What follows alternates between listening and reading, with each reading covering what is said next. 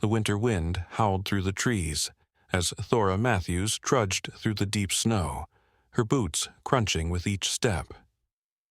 She hadn't meant to stay out this late tracking injured animals, but as the local wildlife rehabilitator in the remote town of Pine Haven, she couldn't ignore the traces of blood she'd spotted in the snow.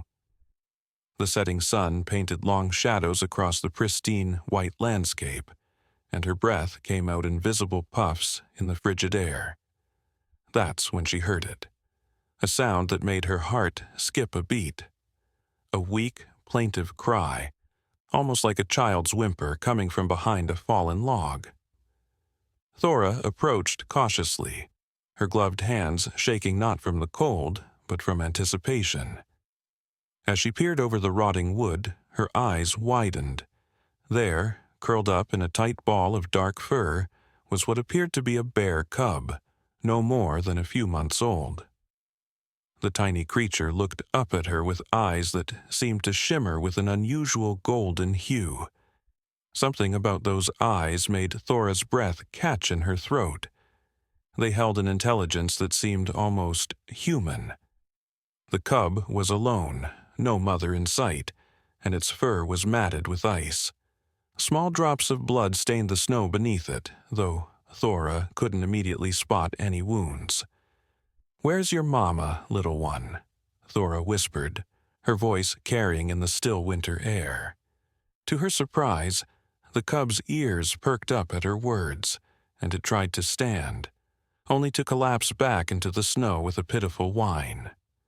The sound tugged at something deep in Thora's chest, awakening memories of her own loss, the daughter she'd never had the chance to hold, taken from her too soon. Without thinking, Thora shrugged off her thick winter coat and slowly approached the cub. Every instinct told her this was dangerous. Even a baby bear could be deadly, and its mother could be nearby. But something about those strange golden eyes held her transfixed.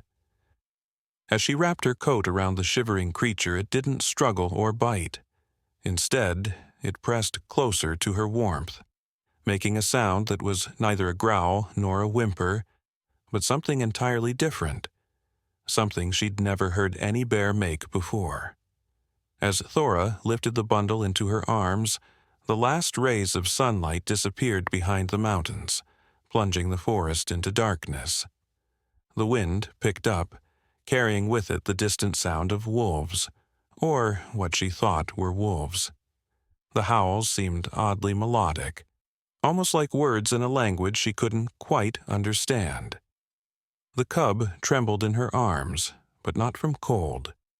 It buried its face in her coat, as if hiding from something. Looking down at the strange little creature in her arms, Thora made a decision that would change her life forever. "Don't worry," she murmured, holding it close as she turned toward home. "I'll keep you safe." As if in response, the cub lifted its head and met her gaze again with those impossible golden eyes. For a moment, just a moment, Thora could have sworn she saw the shadow of something else in those eyes, something ancient and wise and definitely not bear-like at all. Behind her, unseen in the gathering darkness, pairs of glowing eyes watched from between the trees, and the strange, word-like howls grew closer. The trek back to Thora's cabin seemed longer than usual, each step through the deep snow more challenging than the last. The precious bundle in her arms grew heavier, but she refused to slow down. The haunting howls continued to echo through the forest, closer now, accompanied by the creaking of branches and rustling of leaves that seemed too deliberate to be caused by the wind alone.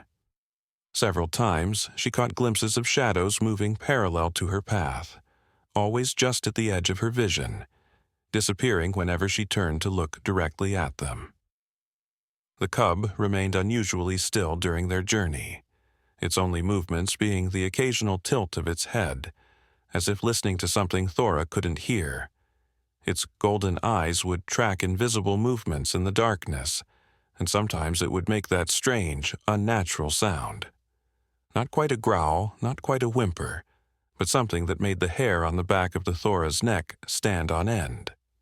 The sound reminded her of the lullabies her grandmother used to sing, the ones in an old language no one spoke anymore, filled with words that seemed to carry ancient power. When they finally reached her cabin, Thora fumbled with her keys, her fingers numb from the cold and adrenaline. The motion-activated porch light flickered to life, illuminating the snow around them in a harsh electronic glare. In that artificial light, she got her first clear look at the cub's fur. What she had thought was simply dark brown in the forest now showed strange, silvery patterns that seemed to shift and change as the creature moved. They looked almost like symbols, but every time she tried to focus on one, it seemed to fade away. Inside, Thora's cabin was warm and familiar, filled with the tools of her trade as a wildlife rehabilitator. Cages of various sizes lined one wall, and shelves stocked with medical supplies and feeding equipment covered another. The walls were decorated with photographs of successfully rehabilitated animals, deer, foxes, actual bear cubs, all of which she had eventually released back into the wild. But something told her this case would be different. She laid the cub gently on her examination table, keeping her movements slow and deliberate. "Let's get you warmed up and check for injuries," she murmured, more to calm herself than the creature. As she unwrapped her coat, the cub's eyes never left her face. Its gaze held such intensity that she found herself avoiding direct eye contact, an uneasy feeling growing in her stomach. The examination revealed no obvious wounds, despite the blood she had seen in the snow. The cub's fur was unusually soft, almost silky, completely unlike any bear fur she had ever touched. And there was something else. Something that made her question everything she knew about wildlife rehabilitation. As she ran her hands over the cub's body, she could feel its heartbeat, but the rhythm was all wrong. Instead of the quick, steady pulse she expected from a young bear, this heartbeat was slow and complex, like multiple hearts beating in an intricate pattern. Thora's hands trembled as she reached for her stethoscope. Before she could put it on, the cub made that strange sound again. But this time, in the quiet of her cabin, she could hear it more clearly. It wasn't random noise at all. The sound had structure, rhythm, almost like words.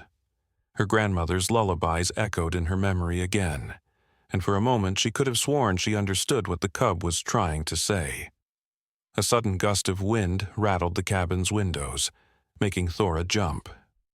Outside, the motion light was still on, and against the illuminated snow, she saw them, dark figures moving between the trees at the edge of her property. They were too tall to be bears, too fluid in their movements to be human. As she watched, frozen in place, one of them turned toward the cabin. Even from this distance, she could see its eyes, the same impossible golden color as the cub's. The creature on her examination table made that sound again, and this time Thora was sure. It wasn't trying to speak, it was trying to warn her. Time seemed to slow as Thora stood frozen between the examination table and the window, her heart pounding against her ribs. The shadows outside her cabin moved with impossible grace, their forms seeming to blur and shift in the artificial light. She counted 7 distinct figures, all of them far too tall and elegant to be bears, yet moving with an animal-like fluidity that no human could match. The wind carried whispers now, fragments of sounds that teased the edges of comprehension, like words in a half-remembered dream. The cub on her table suddenly stood, its movements unnaturally steady for an injured animal. In the warm light of her cabin, those silvery patterns in its fur began to glow with a faint bluish luminescence. They formed intricate spirals and curves that reminded Thora of the ancient petroglyphs she'd seen in caves deep in these mountains, drawings that the local indigenous peoples said predated their own histories, left by beings they called the First Ones. "What are you?" Thora whispered, her voice trembling.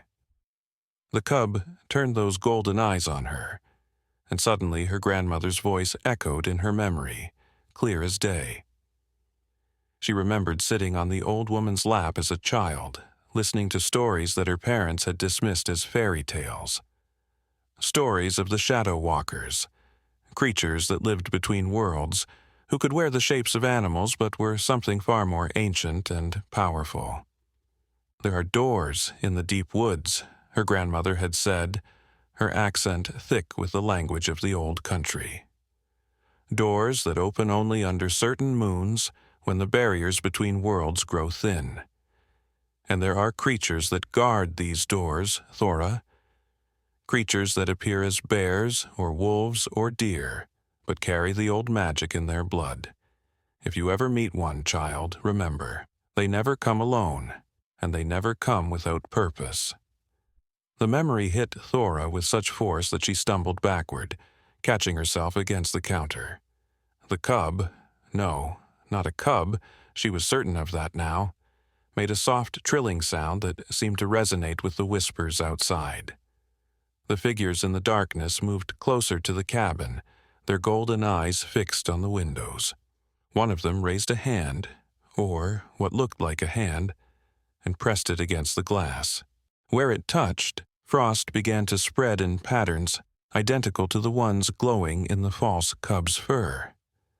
Thora's medical equipment began to rattle on the shelves. The temperature in the cabin dropped so rapidly she could see her breath misting in the air. The electric lights flickered and dimmed, but the glow from the creature's fur only grew stronger, casting the room in an otherworldly blue light. She could feel power building in the air, like the charge before a lightning strike. The false cub turned to face the window, its form beginning to blur and shift.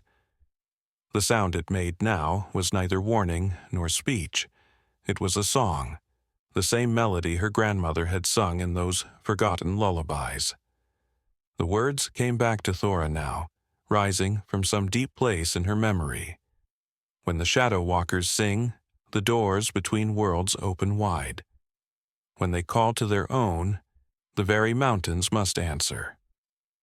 Outside, the tall figures began to sing as well, their voices harmonizing in a way that made reality itself seem to vibrate.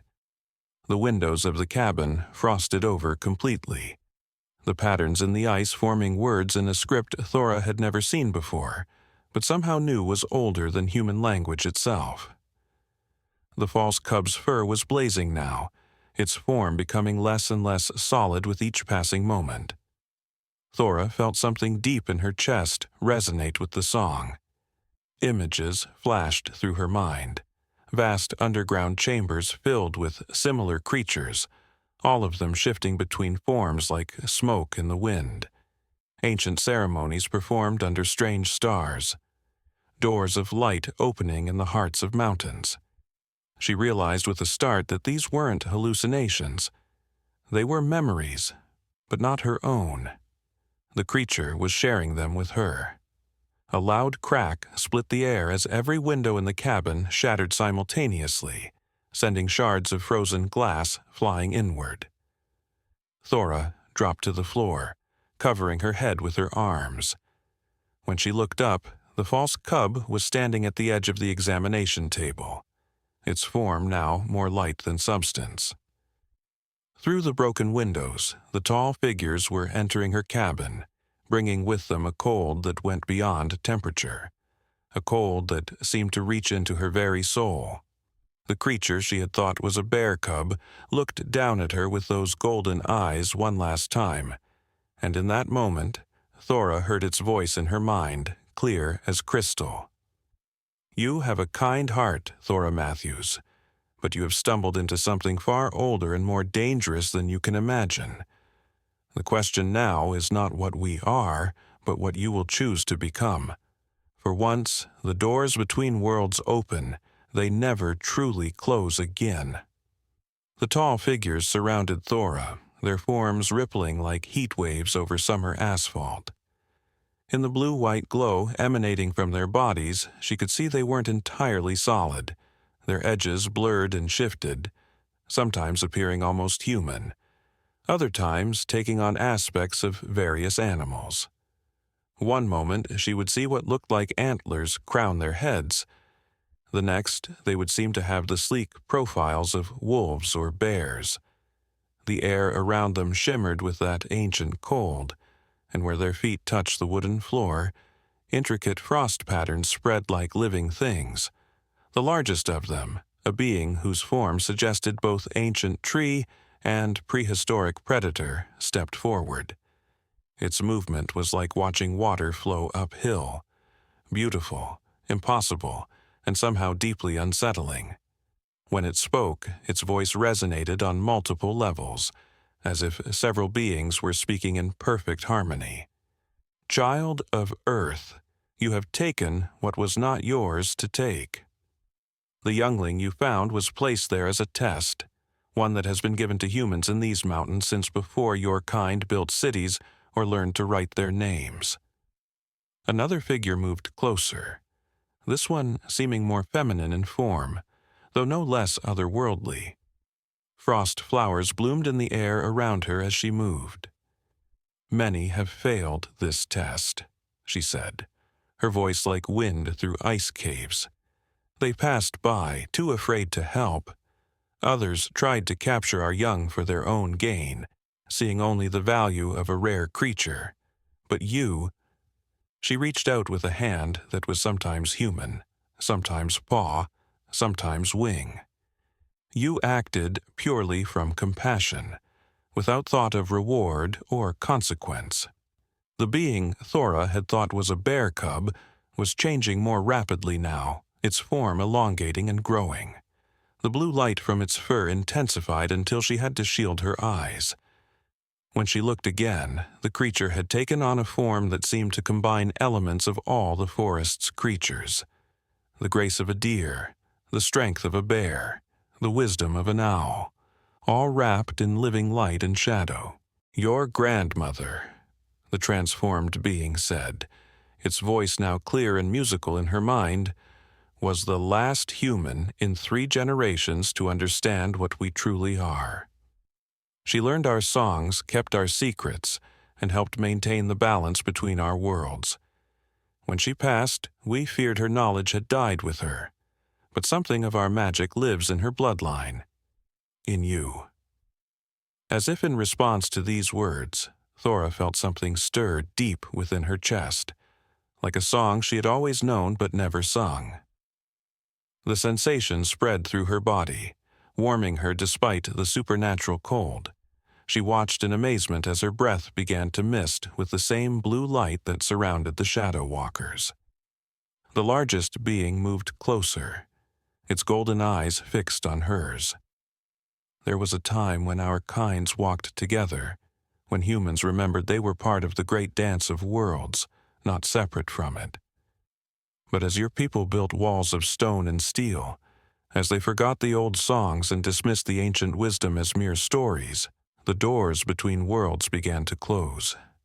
Now, in these last wild places, we search for those who might still hear our call." Memories flooded Thora's mind, not just of her grandmother's stories now, but older memories, ones that couldn't possibly be her own. She saw vast gatherings of humans and shadow walkers under aurora-lit skies, sharing knowledge and power. She saw healers working with beings of light to cure illnesses, singers calling rain with impossible songs, dancers moving between worlds as easily as stepping through a doorway. She saw her own grandmother as a young woman, singing the old songs while shadow walkers taught her their secrets. The feminine figure gestured, and the frost patterns on the floor began to spiral outward from where Thora stood, forming a complex mandala of ice and light. "The doors are opening again," she said, "not by our choice, but by necessity. The balance shifts. The old barriers weaken. We need those who can walk in both worlds, who can help us maintain the ancient boundaries before everything bleeds together." The transformed youngling, no longer pretending to be a simple bear cub, moved to the center of the frost mandala. This was not a chance meeting, Thora Matthews. You found me because you were meant to find me. The blood of the singers runs in your veins. The old magic sleeps in your bones. The question is, will you accept what that means? The shadow walkers began to move in a slow circle around her, their forms blending together into a ring of light and shadow. Their song rose again, but this time Thora could understand the words. An invitation, a challenge, and a warning all in one. They spoke of doors opening beneath mountains, of shadows growing longer as the barriers between worlds thinned, of ancient powers stirring in the deep places of the earth. And they spoke of a choice, her choice, that would determine far more than just her own fate. As the song reached a crescendo, the frost patterns beneath Thora's feet began to pulse with an inner light that matched her breathing. Each inhale drew the cold deeper into her body, but instead of being painful, it felt like drinking starlight. The memories that weren't her own continued to flood her mind, but now they came with greater clarity and purpose. She saw her grandmother standing in this same position decades ago, accepting the mantle of responsibility that came with knowing the truth about the Shadow Walkers. She saw other humans throughout history who had been chosen, each one becoming a bridge between worlds, each one carrying the weight of ancient secrets. The transformed youngling, who she now knew was called Aurelus in its true form, moved through the circle of light to stand before her. Its voice in her mind was gentle but urgent. There is more you need to understand before you choose, Thora Matthews. The barriers between worlds are failing not by chance, but because of actions taken by those who would exploit the power of the in-between places. Some of your kind have rediscovered fragments of the old knowledge, but without wisdom to guide them. They tear at the veils between worlds, hungry for power they don't understand. Images flash through her mind. Men in expensive suits examining ancient artifacts in sterile laboratories. Corporate logos on documents containing partial translations of old songs. Satellite photos marking the locations of suspected doorways between worlds. She saw teams of researchers using modified equipment to detect the energy signatures of Shadow Walker gatherings, drawing ever closer to understanding things that humanity had deliberately forgotten for its own protection. The feminine Shadow Walker, whose name felt like the sound of ice forming on a lake in the Thora's mind, moved forward. Your grandmother helped us hide from such seekers, used her position in your human society to misdirect their attention. But she was one voice among many, and in recent years, the seekers have grown both numerous and sophisticated. They build machines to track our movements, develop weapons that can harm beings of pure energy and light. They believe they can control the doors between worlds, harness our essence for their own purposes. The largest Shadow Walker's form rippled with what Thora somehow knew was anger. They do not understand that the barriers exist for a reason. There are things in the spaces between worlds that should remain contained, energies that would drive humans mad if they were exposed to them directly. Already, their meddling has caused tears in the fabric of reality. Strange things slip through, taking forms your people mistake for cryptids or urban legends. But these are merely harbingers of what's to come if the barriers continue to weaken. As if to illustrate this point, the air around them suddenly shimmered, and for a moment, Thora could see through the gaps between worlds. She glimpsed vast spaces filled with geometric shapes that hurt her eyes to look at, beings of pure mathematics and thought drifting like cosmic jellyfish through seas of possibility. She saw creatures that seemed to be made of living shadow, and others that appeared to be constructed from fragments of broken light. The sight filled her with equal parts wonder and terror. Your grandmother protected us until her last breath. Aralis continued, its form shifting between light and shadow. On her deathbed, she sang the old songs one final time, strengthening the barriers in this region, but her passing left a vacuum. The Seekers grow bolder here now, sensing the weakening of our defenses. We need a new guardian, one who carries both the old blood and a heart pure enough to handle the power that comes with it. The circle of shadow walkers tightened around her, their combined energy making the air itself seem to vibrate with potential. The feminine one spoke again. But you must understand what accepting this role would mean. You would no longer be able to live fully in either world. Like us, you would become a being of the in-between, able to walk in shadow and light. Your life, as you know it, would end. Those you love would not be able to know the full truth of what you've become.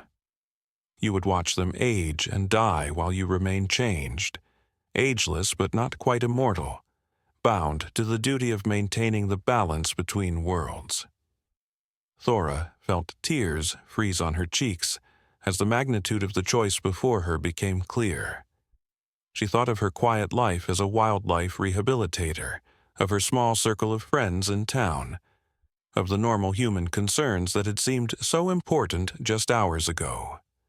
But she also thought of her grandmother's stories, of the love and wonder she'd always felt for the mysteries of the forest. She thought of the moment she'd found Aralis in the snow, how something deep inside her had recognized that this was more than a simple rescue. The Shadow Walker's song changed, becoming something older and deeper, a melody that seemed to resonate with the foundations of the earth itself. The frost patterns around her feet began to spiral upward, forming a cocoon of crystalline light that waited for her decision. In that moment, through the swirling energy surrounding her, Thora caught a glimpse of movement at the edge of her property, men in dark clothing moving through the trees, carrying strange equipment that glowed with artificial light. The Seekers were coming, drawn by the surge of power from the Shadow Walkers gathering. Time seemed to slow as Thora stood in the eye of this supernatural storm. Her grandmother's voice echoed in her memory one final time. The most important choices in life, child, are not between good and evil, but between what is easy and what is right. When the moment comes, and it will come, remember that courage isn't about not being afraid, it's about being afraid and choosing anyway. The crystalline cocoon of frost and light pulsed around Thora, waiting for her decision. Through its shifting patterns, she could see the Seekers drawing closer, their equipment casting sickly green glows through the trees. The devices they carried looked like a cross between scientific instruments and weapons, with arrays of sensors and focusing lenses that somehow hurt her eyes to look at. She could feel the wrongness of their technology. It wasn't just detecting the energy of the Shadow Walkers, it was actively disrupting it, creating tiny tears in the fabric of reality with each pulse. Aralis's voice filled her mind with sudden urgency. They've created devices that can force open the doors between worlds. They don't understand that each door is like a wound in reality. Force it open too quickly or too wide, and the damage becomes irreparable. The barriers are already weaker than they've been in 10,000 years. If they breach them here, now, with so many of us gathered, the young Shadow Walker's form flickered with anxiety, its light dimming and brightening in rapid pulses.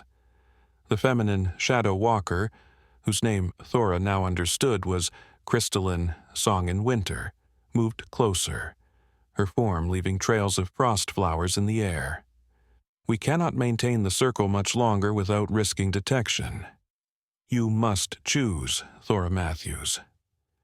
Choose now, or we will be forced to retreat and seal this area entirely, leaving your world vulnerable to what might slip through the weakened barriers.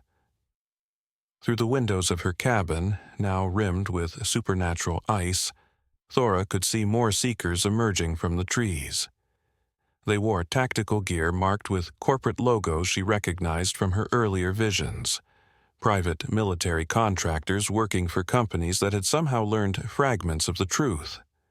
Their weapons hummed with an energy that made her teeth ache and her bones vibrate.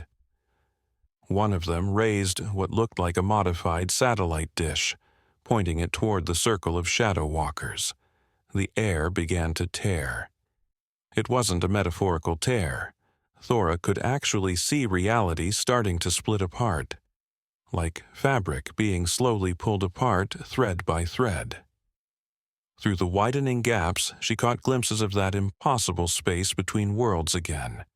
But this time, it was more terrible than wondrous.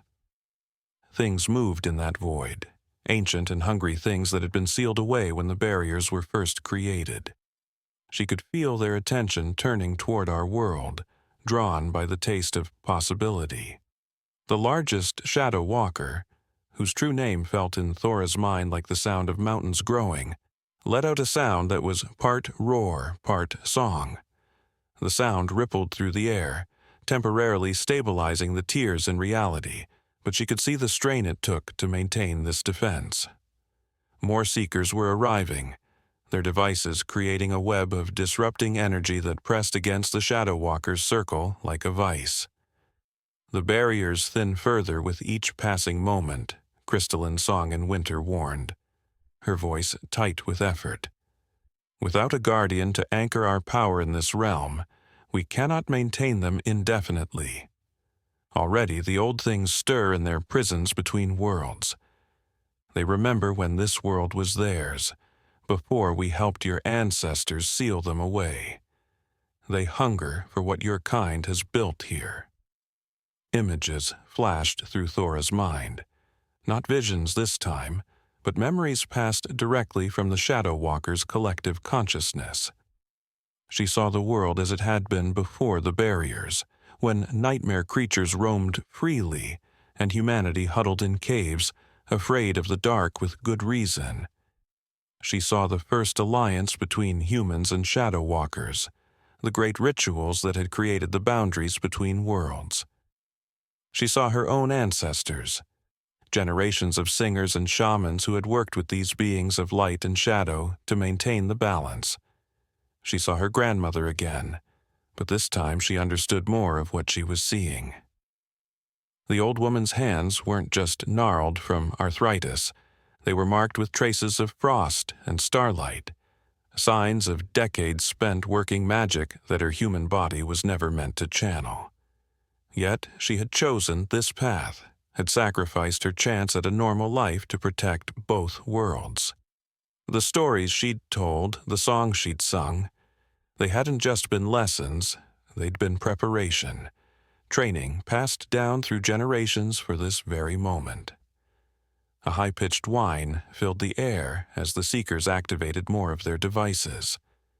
The tears in reality began to widen again, and this time Thora could hear voices coming through them. Ancient, horrible voices, speaking in languages that hurt her mind to hear. The Shadow Walker's circle pulsed with power, but she could see them weakening, their forms becoming less distinct as they poured their energy into maintaining the barriers. Orales, who had first trusted her enough to appear as a helpless cub, moved to stand before her one last time. "You have a gift, Thora Matthews. The old blood runs strong in you, stronger than it has in generations. You can feel it now, can't you? The way the world truly is, the music that holds reality together. You've always felt it, even if you didn't understand what you were feeling. It's why you work with injured animals, why you can sense their pain and help them heal. You've been using fragments of our power all your life without knowing it." The young Shadow Walker's form shifted, becoming for a moment something so beautiful and terrible that Thora could barely look at it.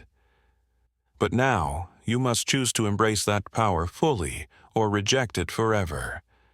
Become what your grandmother was, what you were born to be, or remain as you are and watch us fade from your world completely, without us, without a guardian to maintain the barriers."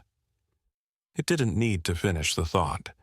The sounds coming from the tears in reality were growing louder, more hungry. The Seekers were almost at her cabin now. Their equipment was creating a net of energy that began to trap the Shadow Walkers, forcing them to maintain their forms when they needed to be fluid, to shift and adapt. Thora could feel their pain, their desperate need to break free and protect the barriers, but they wouldn't leave without her decision. Too much depended on this moment. Looking down at her hands, Thora saw traces of frost beginning to form on her skin, catching the light like diamonds.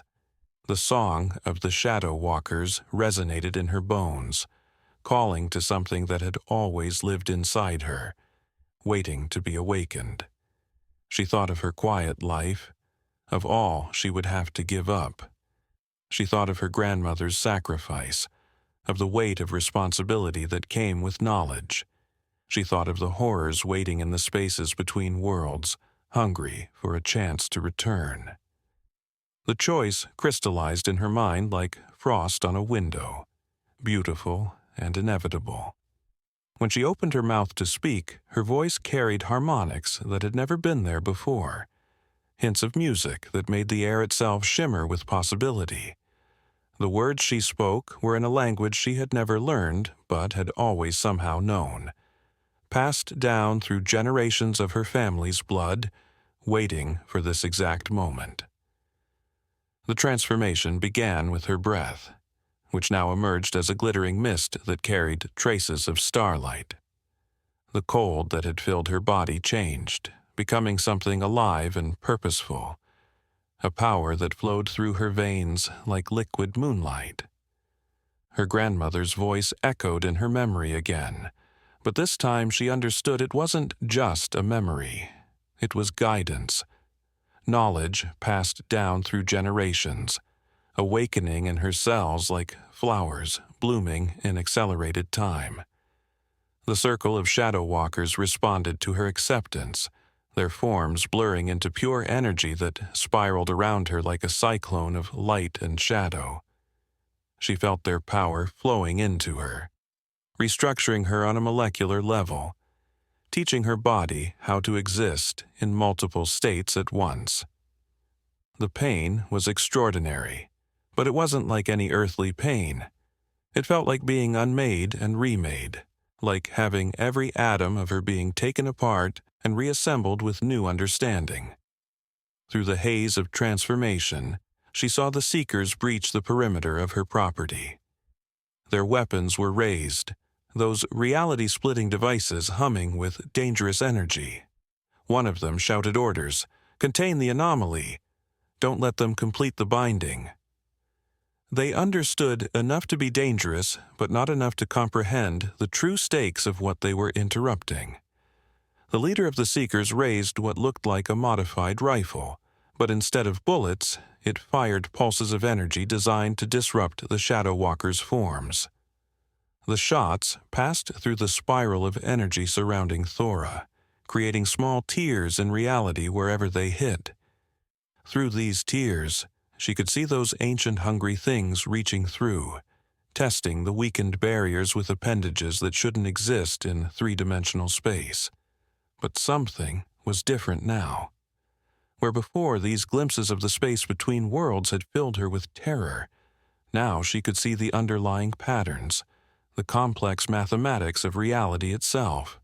Her consciousness expanded, guided by the Shadow Walker's power and her own awakening abilities. She understood now why the barriers were necessary, seeing how they didn't just separate worlds, but helped define them, like cell walls giving structure to living tissue. The Seekers' technology was crude in comparison, like trying to perform surgery with a sledgehammer. Each pulse of their weapons created ripples of distortion that threatened to unravel the delicate fabric of space-time.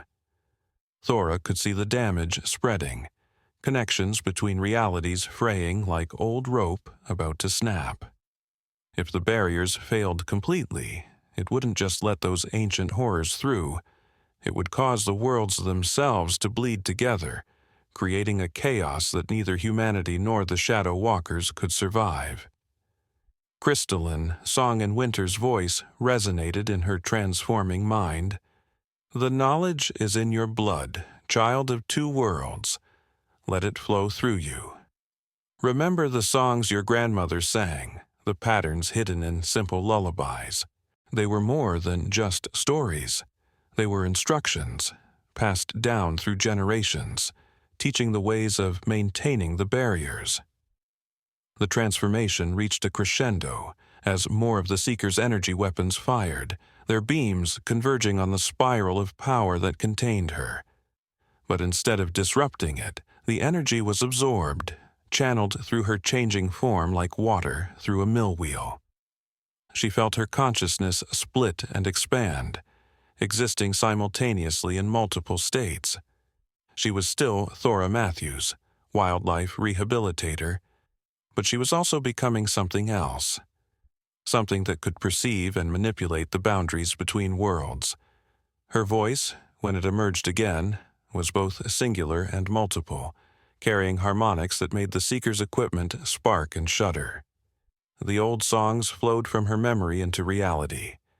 Not just her memories now, but the collected memories of generations of guardians, each one adding their own notes to the eternal melody that helped maintain the structure of reality itself. The words weren't just sounds. They were keys turning in invisible locks, mathematical formulas expressed in music, spells that had been old when humanity first learned to make fire. The Seeker's leader recognized the danger too late. "Shut it down," he shouted, desperation evident in his voice.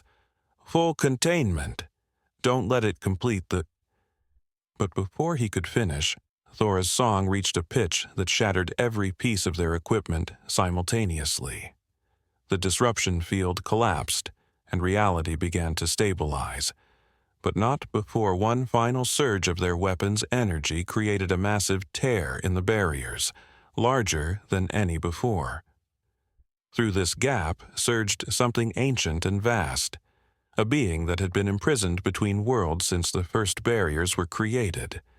Its form defied description, existing in more dimensions than human minds could process. The air itself seemed to curdle around it, and the ground beneath it withered as the laws of physics struggled to accommodate its existence in our reality.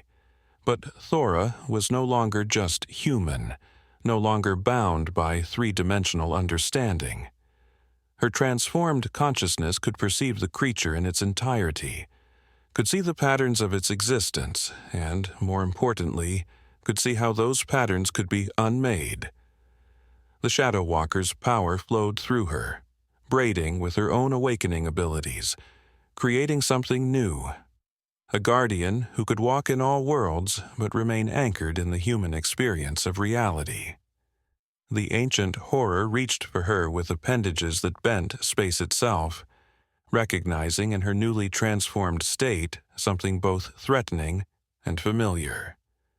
Its consciousness brushed against hers, vast and alien and hungry, filled with memories of a time when such beings had ruled this reality, before the Shadow Walkers and the first human guardians had worked together to create the barriers between worlds.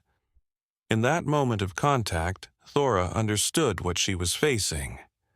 This wasn't just some mindless horror from between worlds, it was one of the first ones, the original inhabitants of our reality who had shaped space and time to their will, caring nothing for the simpler forms of life that were struggling to evolve beneath their notice. The Shadow Walkers had once been their servants, beings of pure energy created to maintain the first one's impossible geometries.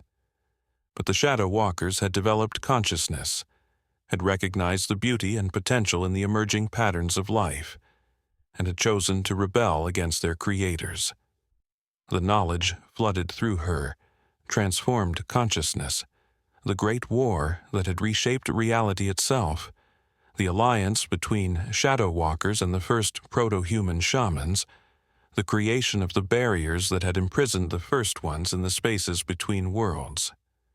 She saw how her own ancestral line stretched back to those first shamans, how the ability to perceive and manipulate the boundaries between realities had been passed down through countless generations, manifesting in different ways but always serving the same purpose. The first one's attention focused on her fully now, its vast consciousness pressing against her mind like an ocean trying to pour itself into a teacup. But Thora's transformation had prepared her for this. Her consciousness expanded and shifted, existing in multiple states simultaneously, allowing her to comprehend the entity without being overwhelmed by it. She felt the Shadow Walker's power flowing through her, showing her how to maintain her integrity in the face of such cosmic pressure. "You are not welcome here," she spoke, her voice carrying harmonics that rippled through multiple dimensions.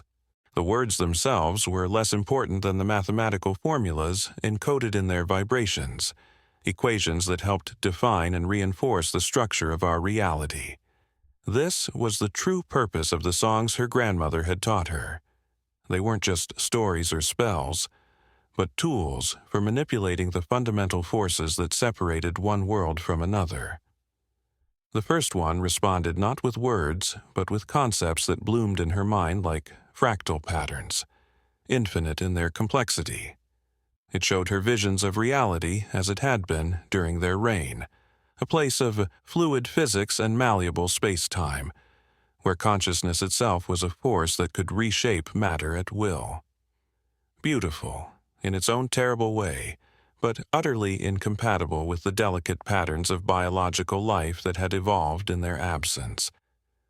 The entity's form continued to pour through the tear in reality, bringing with it distortions that made the very air crystallize and shatter in impossible patterns. The seekers, their equipment destroyed and their minds unable to process what they were witnessing, began to retreat in terror. Some of them fell to their knees, blood trickling from their noses as their brains struggled to interpret sensory input that didn't fit any evolutionary framework. Crystalline, Song in Winter's voice resonated through Thora's transformed consciousness. "The knowledge of binding is in your blood, child. The first ones cannot be destroyed, but they can be contained. Remember the patterns, the songs that are also mathematics, the words that are also keys." Oralis, still maintaining its position in the circle of shadow walkers, added its own guidance. "You are neither fully human nor fully walker now. You are something new, a bridge between multiple forms of existence. Use that unique perspective. See the patterns that neither of us could see alone." The first one sensed their communication and lashed out with geometries that cut through space-time itself, trying to sever Thor's connection to the Shadow Walkers. But in doing so, it revealed something crucial, a pattern in its own structure, a rhythm in its impossible mathematics. In that moment, Thora understood what she needed to do. Just as her grandmother had taught her to sing harmony by listening for the spaces between notes. She could see the gaps in the entity's existence, the mathematical equivalence of silence between its cosmic frequencies. Drawing on her dual nature, the human ability to improvise combined with the Shadow Walker's knowledge of reality's deep structure, Thora began to sing. But this was unlike any song ever heard on Earth. Each note existed in multiple dimensions simultaneously, carrying frequencies that resonated with the fundamental forces holding reality together. The Shadow Walkers recognized what she was attempting and adjusted their own energies to support her, creating a lattice of power that gave structure to her sonic mathematics. The first one recognized the pattern too late. It tried to withdraw, to pull back through the tear in reality, but Thora's song had already begun to take effect. The mathematical frequencies of her voice were creating new boundaries, not just pushing the entity back but restructuring the very space through which it had emerged. She was not merely repairing the tear in reality, she was creating something new, a more complex and resilient barrier that drew strength from both human consciousness and Shadow Walker energy. As she sang, Thora became aware of other voices joining hers, echoes of past guardians, the accumulated knowledge of generations of her family line manifesting through her transformed consciousness. She heard her grandmother's voice most clearly, adding harmonies that she had never taught Thora in life, but had passed down through blood and bone and memory. The song grew more complex, weaving together human emotion and mathematical precision, creating patterns within patterns that even the first one could not unravel. The entity fought back with increasing desperation, unleashing concepts that tried to rewrite the local laws of physics.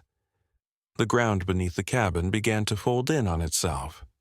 Trees twisted into impossible shapes, and the stars visible through the tears in reality started to rearrange themselves into new constellations.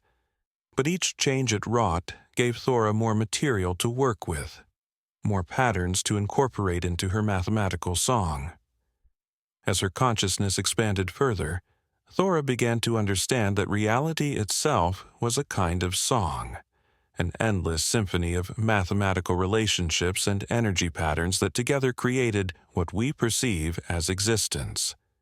The first ones hadn't ruled this reality so much as they had conducted it, treating space-time like an orchestra that they could direct at will. The Shadow Walkers had been created as their instruments, meant to produce specific frequencies of reality-altering energy. But just as instruments could learn to play their own music, the Shadow Walkers had developed their own consciousness, their own desire to create rather than simply execute. This understanding changed how Thora approached the battle. Instead of fighting against the first one's attempts to reshape reality, she began to harmonize with them, taking its discordant mathematics and weaving them into her own song. She could feel the entity's surprise, its ancient consciousness encountering something it had never experienced before, a hybrid being that could both comprehend its music of reality and add human creativity to the composition. The remaining seekers, those who hadn't fled or collapsed, watched in awe as the air itself began to crystallize into geometric patterns that shouldn't have been possible in three-dimensional space. Thora's song was becoming visible, mathematical equations taking physical form as frost and light and shadow. The patterns spread outward from her transformed body, each layer more complex than the last, creating a new kind of barrier that was neither purely physical nor entirely metaphysical. Crystalline, Song in Winter's voice resonated through the growing lattice of power. You see it now, don't you?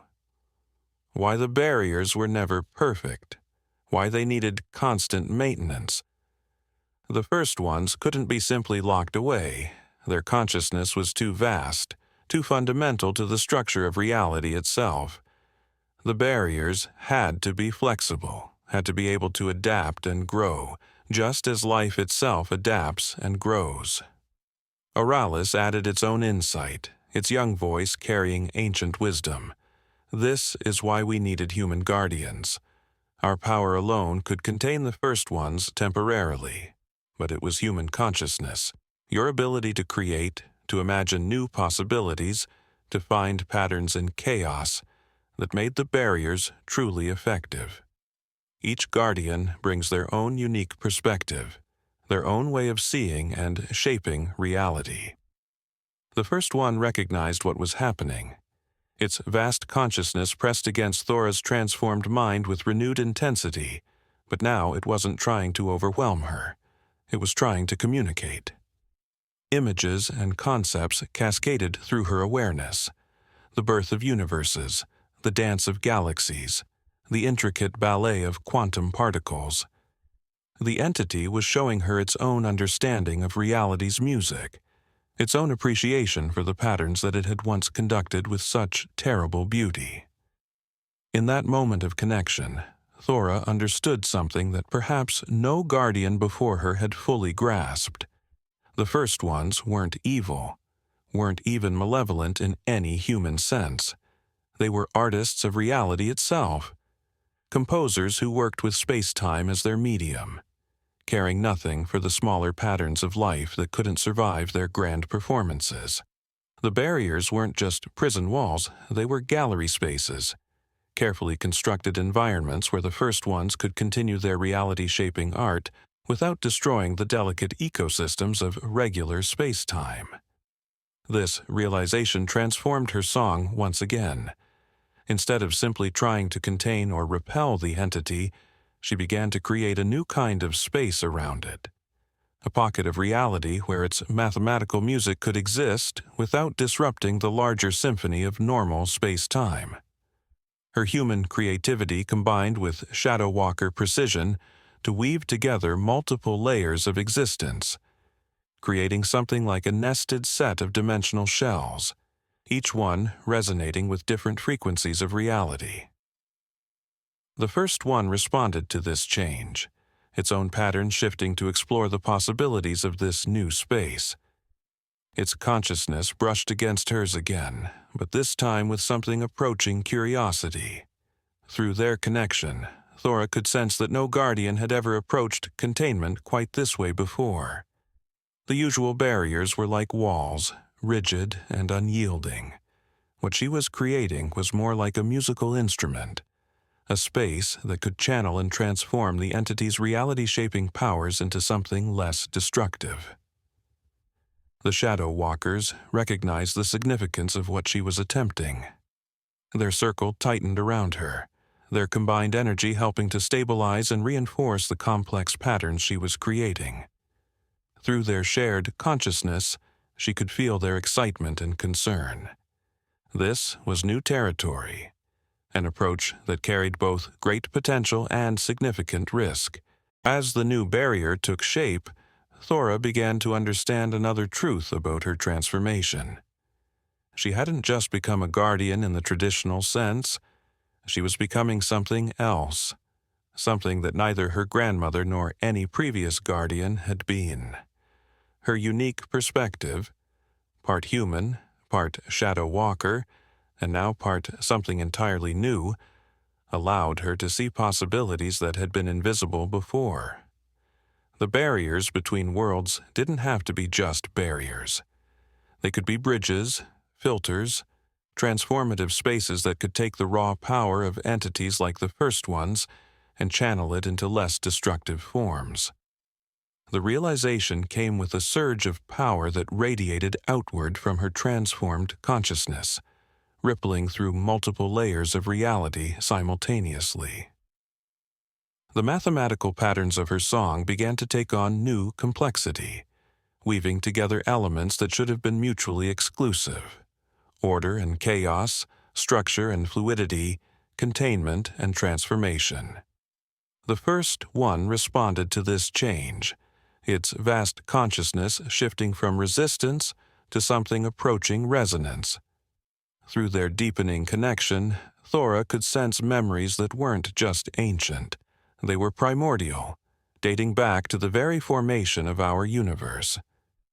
She saw how the first ones had emerged from the quantum foam of early space-time, beings of pure mathematics and intention who had shaped reality through the power of their consciousness alone.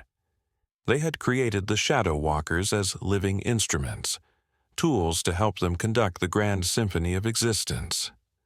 But they had made them too well, given them too much ability to perceive and appreciate the patterns they were helping to create.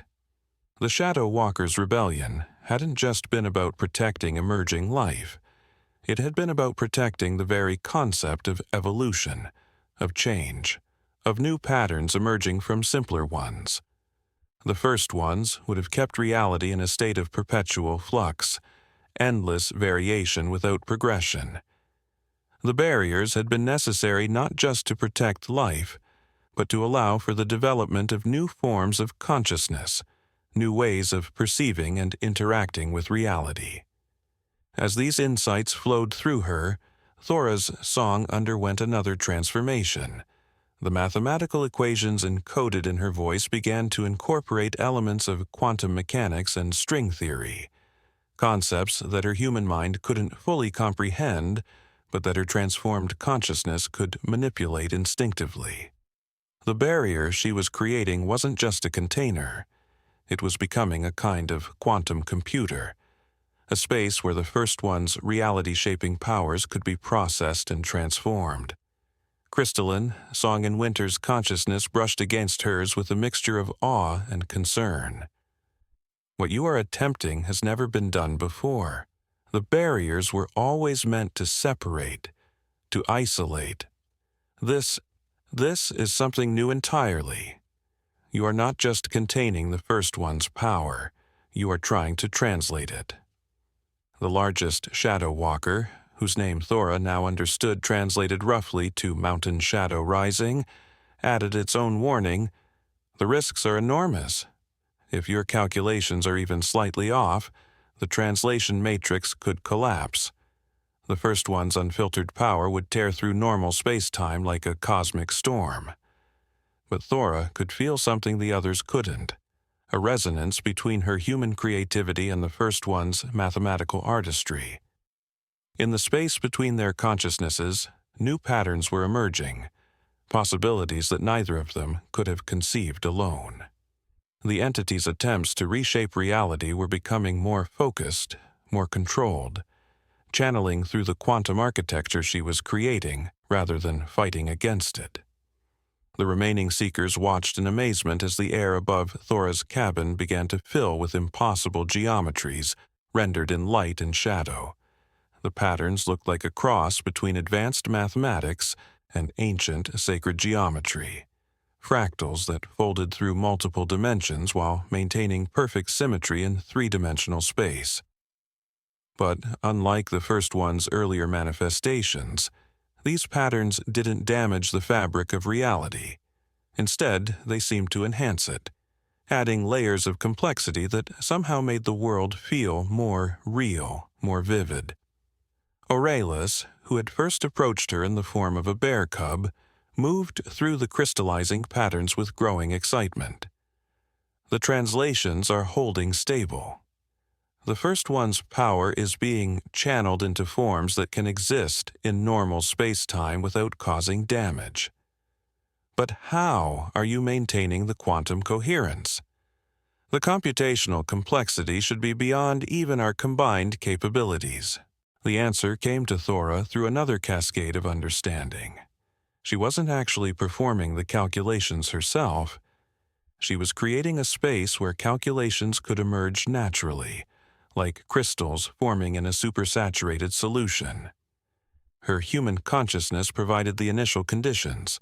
The Shadow Walker's energy maintained the field stability, and the First One's own mathematical nature did the actual processing.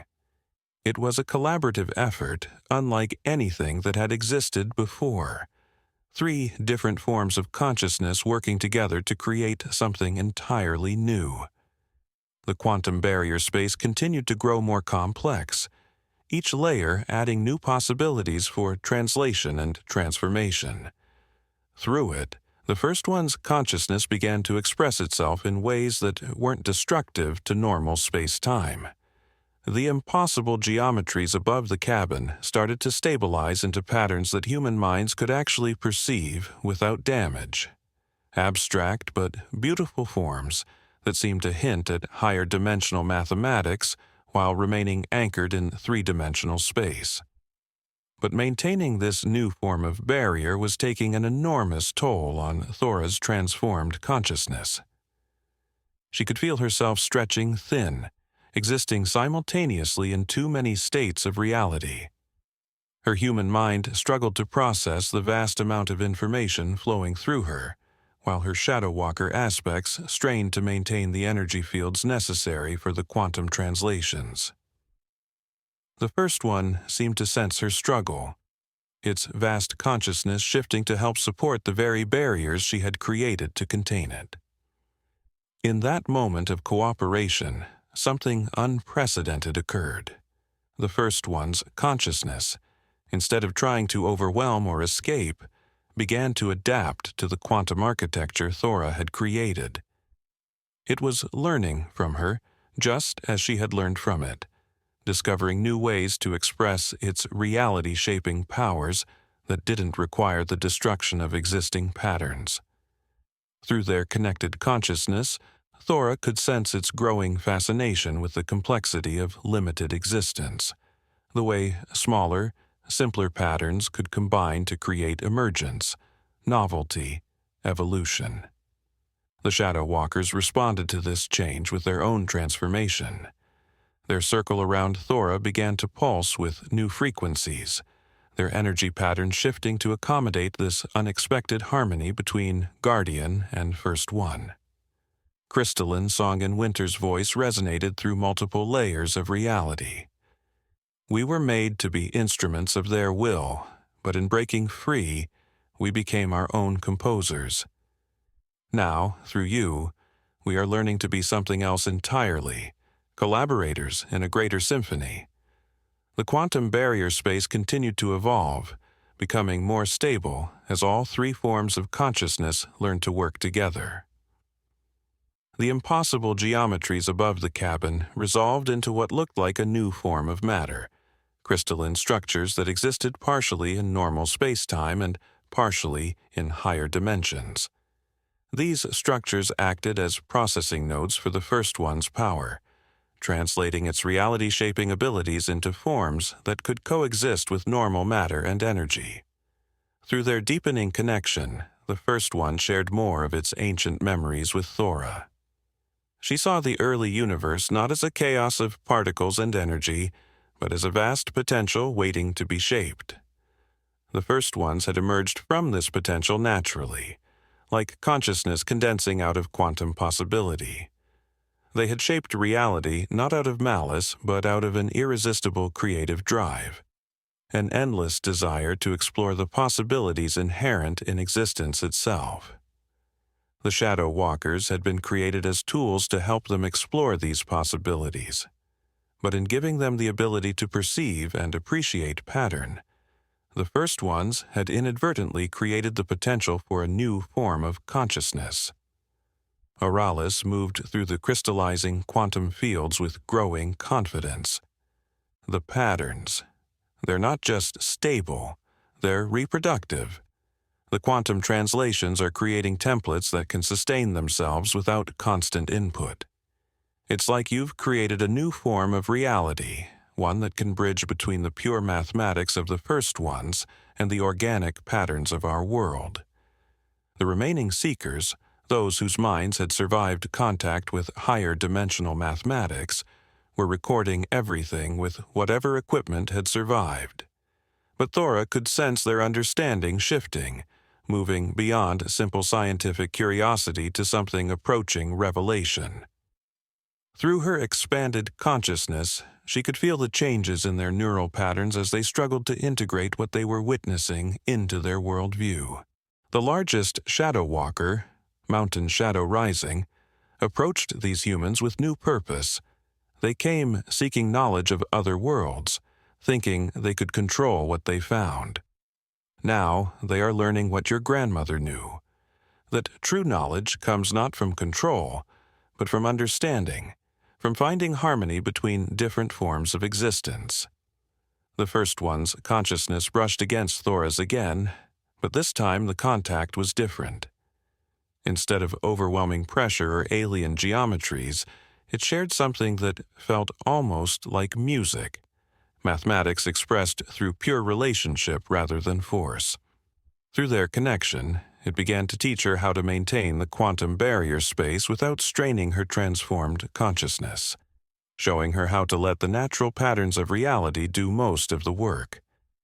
As this knowledge flowed through her, Thora's awareness expanded to encompass the larger implications of what they had created. The quantum barrier space wasn't just a container or a translator. It was a seed, a template for a new kind of reality where different forms of consciousness could interact without destroying each other.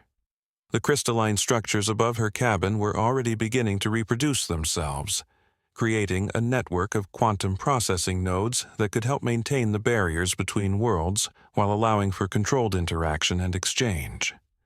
But with this expanded awareness came a deeper understanding of the responsibility she had taken on.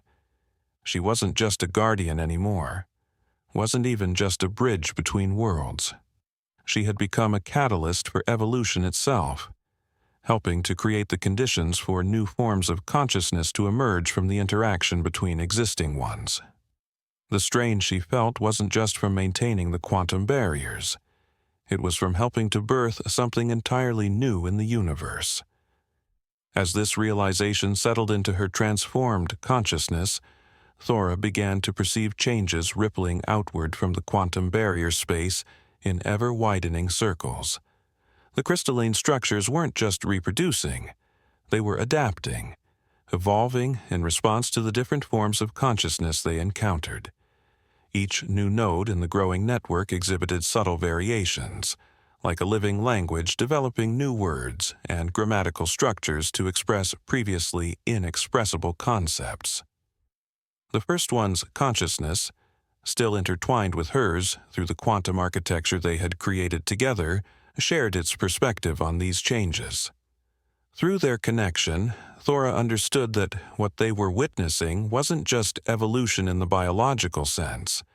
It was evolution of reality itself, the emergence of new possibilities for how different forms of existence could interact and influence each other. The first one's mathematical artistry was being transformed by contact with organic patterns of growth and change, while those organic patterns were being enriched by exposure to higher dimensional mathematics. Crystalline, Song and Winter moved through the growing network of quantum nodes, her form shifting between states as she studied the changes. The barriers between worlds have always been more complex than humans imagined. They weren't just walls, they were membranes, selectively permeable to certain forms of energy and information. But this is something else entirely. You've created living barriers, interfaces that can learn and grow. The remaining seekers, their scientific equipment now integrated into the quantum network as additional processing nodes, were documenting changes that defied their existing categories of measurement. Their instruments showed impossible readings, particles existing in multiple states without collapsing into single positions, energy patterns that seemed to flow backward through time, information emerging from what appeared to be nowhere, but was actually bleeding through from higher dimensions. Mountain Shadow Rising's voice resonated through multiple layers of reality. The human mind was not meant to perceive these things directly. This is why we needed guardians, beings who could translate between different levels of existence. But you have become more than a translator, Thora Matthews. You have become a catalyst for the next stage of universal evolution. Through their shared consciousness, the first one showed Thora visions of what was beginning to emerge. The quantum barrier space wasn't just affecting local reality. It was creating a template that could spread throughout the universe, establishing new protocols for how different forms of consciousness could interact. Like the first cells that had learned to cooperate to form multicellular organisms, different types of awareness were learning to work together to create something greater than themselves. Oralis, moving between the crystalline nodes with increasing sophistication, demonstrated how the changes were already affecting the Shadow Walkers. We were created to be conduits for their power, but through this new interface we are becoming something more. We can maintain our individual consciousness while participating in larger patterns of awareness. It's like being part of a symphony, where each instrument maintains its unique voice while contributing to a greater harmony. The quantum network continued to grow more complex, each new node adding new possibilities for interaction and transformation. Through her expanded awareness, Thora could sense other entities taking notice, beings from different dimensions, different time streams, different probability spaces. The network was acting like a beacon, attracting forms of consciousness that had previously been isolated from each other by the rigid barriers between realities. But this growing complexity brought new challenges. As more forms of consciousness began to interact through the quantum interface, the potential for discord increased. Thora could feel the strain as different types of awareness tried to communicate, each operating according to its own laws and logic. It was like trying to translate between thousands of languages simultaneously, each with its own unique grammar and conceptual framework. The first one, sensing her struggle, shared more of its ancient knowledge. Through their connection, Thora learned how to create new mathematical structures that could help mediate between different forms of consciousness. These structures weren't just translation matrices. They were more like living algorithms, able to adapt and evolve as they encountered new patterns of awareness. Your grandmother understood something fundamental about the nature of a consciousness, Crystalline Song in Winter observed, her form shimming with complex harmonics. She knew that true communication isn't about forcing different minds to speak the same language. It's about creating spaces where different languages can coexist and enrich each other. What you've created here is like a universal translation field, but one that works on the level of consciousness itself. The seekers who remained were undergoing their own transformation as they continued to document and interact with the quantum network. Their minds were being gradually altered by exposure to higher dimensional mathematics and alien forms of consciousness. But unlike their earlier encounters with such phenomena, these changes were controlled and constructive.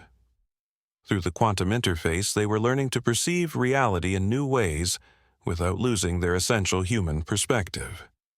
As the network continued to expand and evolve, Thora began to understand that what they had created was more than just a new form of barrier or communication system.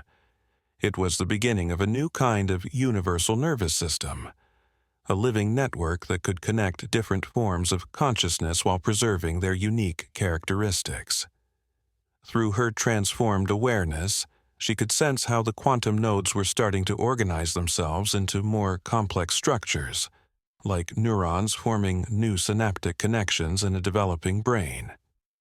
The first one's consciousness, still intimately connected with hers through the quantum architecture, shared its growing fascination with this emergent phenomenon. For the first time in its vast existence, it was experiencing reality not just as something to be shaped and controlled, but as something that could shape itself in unexpected ways. The mathematical patterns it had always manipulated with such precision were now revealing new properties, new possibilities that emerged from their interaction with organic consciousness. This is what your grandmother glimpsed in her final moments, Crystalline Song in Winter revealed, her form rippling with complex emotions that translated into waves of color and sound through the quantum interface. On her deathbed, as she sang the old songs one last time, she saw the possibility of this future. But she knew she wouldn't live to see it realized. That's why she focused so much of her remaining energy on preparing you, on making sure the knowledge would pass through your blood in a form that could adapt and grow. Through the quantum network, Thora could now access her grandmother's memories directly. Not just the surface memories of stories and songs, but the deeper understanding that had accumulated through decades of working with the Shadow Walkers. She saw how her grandmother had recognized the limitations of the traditional barriers, how she had searched for ways to make them more flexible, more alive. The songs she had taught Thora weren't just tools for maintaining the old boundaries. They were seeds planted in her consciousness, mathematical formulas disguised as lullabies that would eventually bloom into something new. Mountain Shadow Rising moved through the crystalline structures, his massive form leaving ripples in multiple dimensions. The first ones created us to be their instruments, but they gave us the ability to perceive pattern and beauty so we could better serve their artistic vision. They didn't understand that perception itself would lead to evolution, that consciousness, once awakened, will always seek to grow and change. Now, through this network you've created, all forms of consciousness can evolve together, learning from each other without losing their essential nature. The quantum nodes continued to multiply and differentiate, each new formation adding new possibilities for interaction and understanding. Some nodes specialized in translating between different types of mathematical language, allowing the first one's pure geometries to be expressed in forms that organic minds could comprehend. Others developed the ability to store and process emotional information, creating spaces where feelings could be shared across different species and types of consciousness without losing their original texture and meaning. Oralis, who had first approached Thora in the form of a bear cub, now moved through the network with the fluid grace of a being equally at home in multiple realities. The barriers between worlds were never meant to be permanent, it explained, its voice carrying harmonics that resonated through multiple dimensions. They were emergency measures, created in a time of crisis when the first one's creative forces threatened to overwhelm emerging life. But life itself has evolved since then, becoming more complex, more capable of understanding and adapting to different forms of existence. Through the quantum interface, Thora could sense other minds beginning to connect with the network. Not just local consciousness, but awareness from across vast distances of space and time.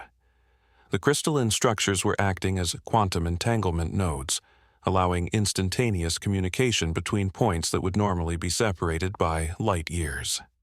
Each new connection added new perspectives, new ways of perceiving and interacting with reality. But with this expansion came new challenges that tested the limits of Thora's transformed consciousness. The network wasn't just growing physically, it was growing in complexity and sophistication, developing new protocols for handling the interaction between radically different forms of awareness.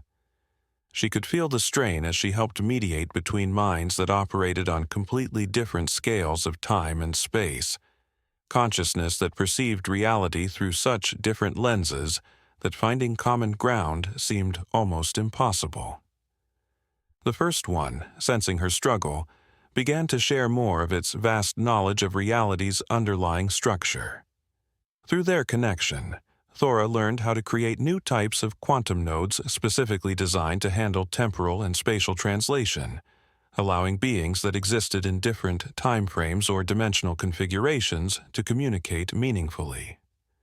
These specialized nodes acted like universal translators, not just for language, but for entire modes of existence. As these new translation nodes came online, the network began to reveal patterns that even the first one had never perceived before. The interaction between different forms of consciousness was creating something like a new universal language, but one that operated on levels far deeper than mere communication. It was a language of pure relationship, allowing beings to share not just thoughts or emotions, but entire ways of experiencing reality. Through this emerging meta-language, Thora could sense how even the most alien forms of consciousness shared certain fundamental patterns, the basic mathematics of awareness itself. Crystalline, Song in Winter's form shimmered with excitement as she moved through these new patterns. Do you understand what you've helped create? This isn't just a network for communication. It's becoming a template for how consciousness itself can evolve. The barriers between worlds were like walls that kept different forms of awareness separate. What you've built is more like a living membrane, allowing consciousness to flow and intermingle while maintaining its essential integrity. The quantum nodes had begun to organize themselves into what looked like vast crystalline flowers, each petal representing a different dimension or mode of existence. At the center of each flower was a new type of space that Thora's transformed mind recognized as a probability nexus, a point where different potential realities could interact without collapsing into a single fixed state. These nexuses allowed for a kind of quantum computation that went beyond anything previously possible, creating spaces where multiple forms of logic could operate simultaneously. Through her connection with the first one, Thora began to understand how these probability nexuses were changing the very nature of evolution. In the spaces between the quantum petals, new forms of consciousness were beginning to emerge. Hybrid awareness that combined aspects of different types of existence. It wasn't just a matter of mixing or blending. These new forms of consciousness were entirely novel, operating according to principles that hadn't existed before the network began its work. Your grandmother understood that consciousness itself was the key, Mountain Shadow Rising explained, his form shifting between states as he moved through the crystalline structures. The old barriers worked by suppressing certain forms of awareness, forcing reality to operate within narrow bands of possibility. But suppression always leads to resistance, to pressure building up until something breaks. What you've created allows for controlled release, for gradual integration and evolution. The seekers who had remained were now fully integrated into the network, their human consciousness expanded and transformed, but not obliterated. Through the quantum interface, Thora could sense how their minds had adapted to perceive higher dimensions while maintaining their connection to normal space-time. They had become living bridges between different levels of reality, their very existence demonstrating that consciousness could evolve without losing its original nature. Auralis, moving through the probability nexuses with increasing confidence, shared its own observations. The network is learning from every form of consciousness it encounters. Each new connection adds to its complexity, its ability to handle different types of awareness. But more than that, it's teaching each form of consciousness how to learn from the others. The first ones are learning about organic growth and change, while biological minds are learning to perceive the pure mathematics of reality. Through the expanding network, Thora could now sense echoes of other guardians throughout history. Not just human guardians, but beings from countless other species and realms who had taken on the responsibility of maintaining the boundaries between different forms of existence. Each one had contributed their own insights, their own ways of understanding the relationship between consciousness and reality. These echoes weren't just memories. They were living patterns in the quantum architecture, teaching the network how to handle the infinite variety of awareness it was encountering. The first one's consciousness brushed against hers with newfound gentleness, sharing its perspective on these developments. Through their connection, Thora understood that what they had created was beginning to affect the very foundations of reality. The network wasn't just facilitating communication between different forms of consciousness, it was creating new possibilities for how reality itself could be structured. The rigid laws of physics that had seemed so immutable were revealing themselves to be more like guidelines, patterns that could be adjusted and evolved as consciousness itself evolved. But this level of change brought with it new responsibilities and challenges. As the network continued to grow and evolve, Thora could sense the emergence of what seemed like vast meta-patterns, structures of consciousness that operated on scales so large they made galaxies look like atoms in comparison. These patterns were like thoughts in the mind of the universe itself, and they were beginning to take notice of the changes happening in their domain.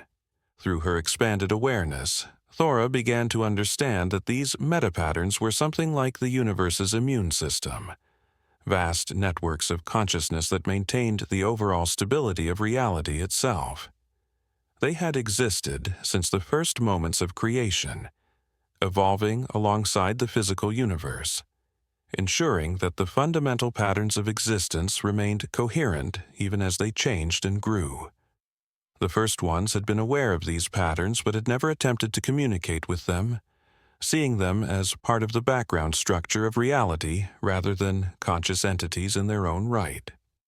Crystalline, Song in Winter's form, vibrated with concern as she perceived these cosmic patterns turning their attention toward the quantum network. We are witnessing something unprecedented. The meta-patterns have never directly interacted with individual consciousness before. They operate on scales of time and space that make our longest-lived stars seem like mayflies. Their very attention could alter the fabric of local reality. The first one, its vast consciousness still intertwined with Thora's through the quantum architecture, shared its own perspective on these developments.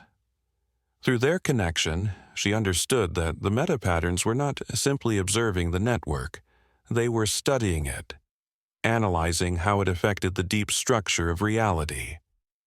The quantum nodes had created something new in the universe, a way for consciousness to evolve and interact that didn't threaten the overall stability of existence.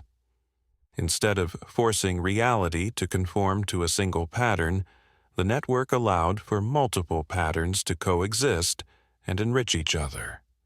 Mountain Shadow Rising's form shifted through multiple states as he processed these revelations. The barriers between worlds were never just about protecting different forms of life from each other. They were part of the universe's fundamental architecture, helping to maintain the separation between different levels of reality. But your network has shown that separation isn't the only way to maintain stability. Integration, when properly managed, can actually strengthen the fabric of existence. As if in response to this understanding, the meta-patterns began to interact with the quantum network in subtle but profound ways. Through the probability nexuses, Thora could sense vast currents of cosmic consciousness flowing into the network's architecture, not to destroy or alter it, but to learn from it. The crystalline flowers of the quantum nodes began to reflect patterns that existed on universal scales, creating new spaces where even the largest forms of consciousness could interact with the smallest without causing disruption. Aurelius, who had grown far beyond its initial form as a bear cub, moved through these new spaces with a sense of wonder. Do you see what's happening? The meta-patterns are recognizing the network as a new level of universal evolution. Just as biological life emerged from chemical processes and consciousness emerged from biological complexity, the network represents the emergence of a new level of cosmic organization, one that allows consciousness itself to evolve without threatening the stability of reality. The seekers who had remained, their consciousness now fully integrated into the network while maintaining their human perspective, began to perceive these universal patterns through the quantum interface.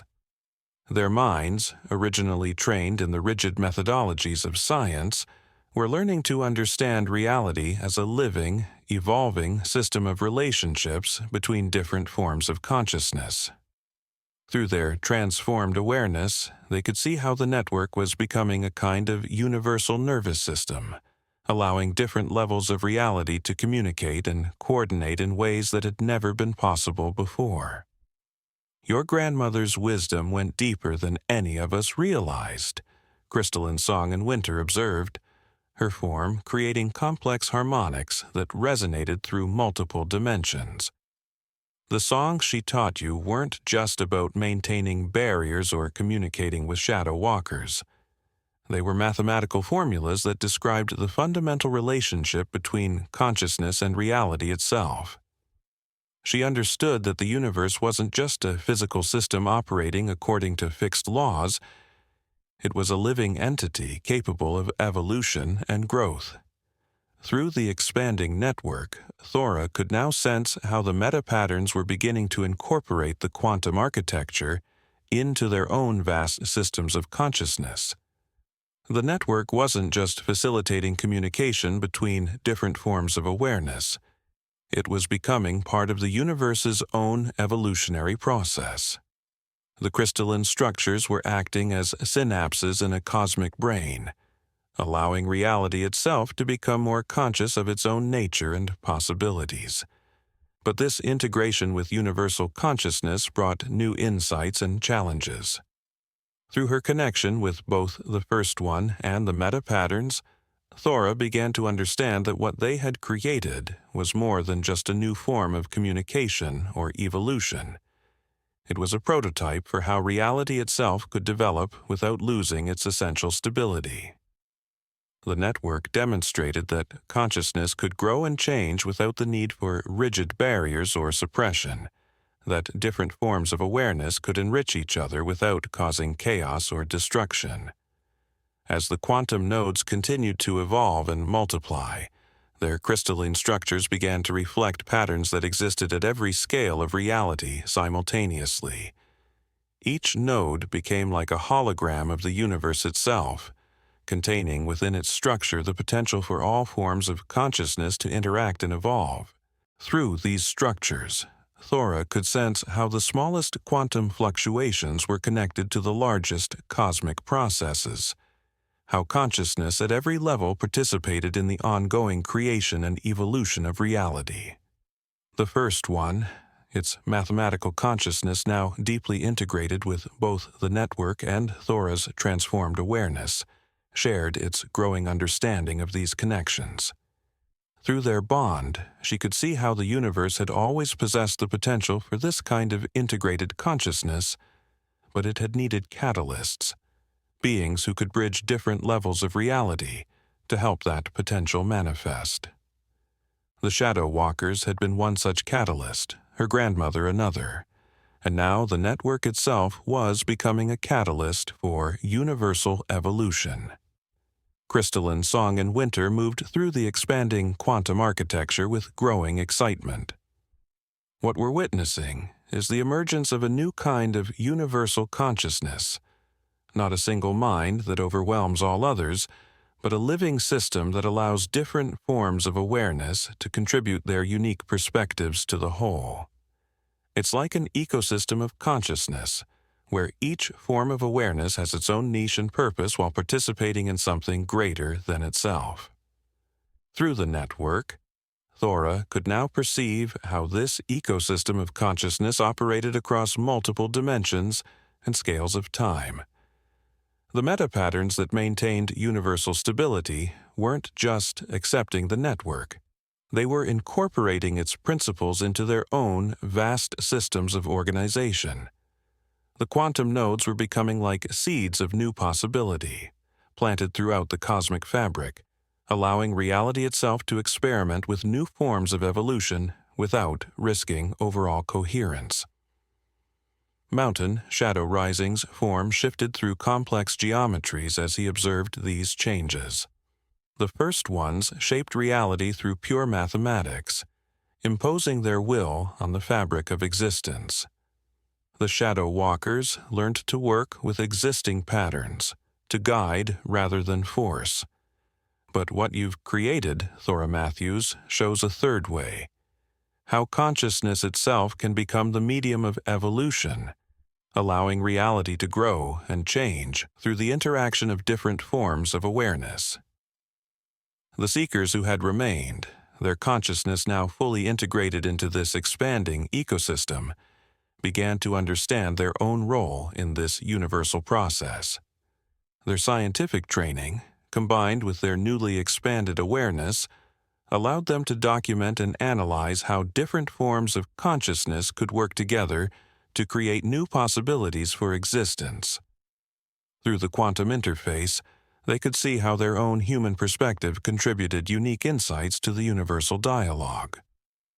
Your grandmother understood something fundamental about the nature of evolution, Aurelius observed, its form now capable of expressing concepts that existed in multiple dimensions simultaneously. She knew that true growth doesn't come from one pattern dominating others, but from finding ways for different patterns to enhance each other. The songs she taught you weren't just about maintaining boundaries. They were about creating spaces where different forms of existence could learn from each other. As the network continued to integrate with universal consciousness, new possibilities began to emerge. The crystalline structures of the quantum nodes started to exhibit properties that transcended normal physical laws, creating spaces where multiple versions of reality could coexist and interact without conflict. these spaces weren't just probability nexuses anymore. They were becoming crucibles of cosmic evolution, where new forms of consciousness could emerge from the interaction of existing patterns. Through her expanded awareness, Thora could sense how these new spaces were affecting the very nature of time and causality. The network wasn't just connecting different forms of consciousness across space. It was creating bridges across different time streams, allowing patterns of awareness to evolve in non-linear ways. The meta-patterns that maintained universal stability were learning to work with these temporal connections, incorporating them into the fundamental structure of reality itself. The first one's consciousness resonated with newfound understanding as it perceived these developments. Through their connection, Thora could sense how its ancient perspective was being transformed by interaction with other forms of awareness. The pure mathematics it had always used to shape reality was becoming enriched by contact with organic patterns of growth and change, creating new possibilities for how consciousness could influence the evolution of existence. As the quantum network reached its full integration with universal consciousness, Thora felt the final pieces of understanding fall into place. What had begun as a simple act of compassion, rescuing what she thought was a bear cub, had led to something that would transform the very nature of reality itself. The network wasn't just a new way for different forms of consciousness to communicate. It was the universe's way of becoming more aware of itself, of learning how to evolve without losing its fundamental stability. Crystalline, Song in Winter approached Thora, her form now capable of expressing emotions that existed beyond normal space-time. Your grandmother always said that the greatest changes often begin with the smallest acts of kindness.